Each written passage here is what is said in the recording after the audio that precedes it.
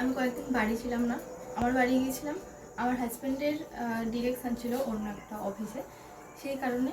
তো এই যাওয়ার সময় এই গাছগুলোতে অনেকটা করে আমি ওয়াটারিং করে গেছি, মানে যতটা বেশি দেওয়া যায় ভালো করে ভিজিয়ে দিয়ে গেছি, যাতে এই 3 দিন ঠিকঠাক থাকে। মানে আজকে আসবো নাকি সেটাও ঠিক ছিল না।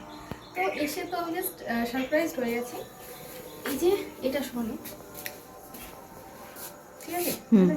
এই যে পিটুনিয়া গাছটা, এর দেখুন ফ্লাওয়ার মানে ফুলের সাইজটা অনেকটাই ছোট হয়েছে। এটা কিন্তু আরও অনেক বড় হওয়ার কথা।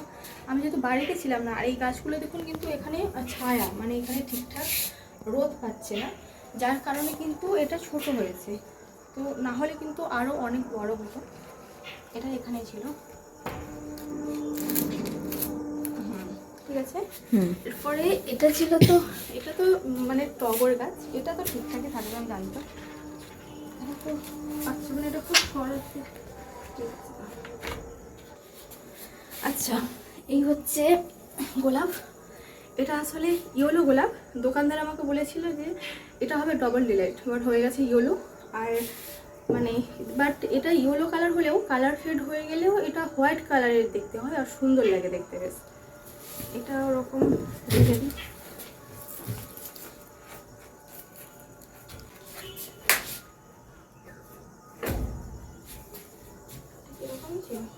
এটা তো আমাকে বলেছে যে, এটা বলেছিল যে এটা হোয়াইট পিটুনিয়া হবে, বাট এটা কি হবে আমি সত্যিই জানি না।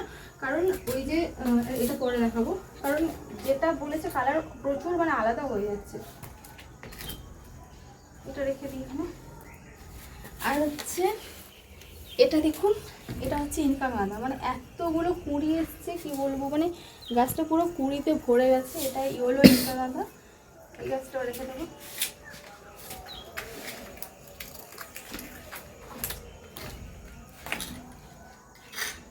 এটা হচ্ছে, এবারে দেখাই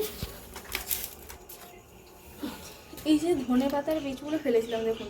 ভিডিওটা আপনাদের কেমন লাগলো অবশ্যই কমেন্ট করে জানাবেন, আর ভালো লাগলে চ্যানেলটি সাবস্ক্রাইব করবেন। Thanks for watching.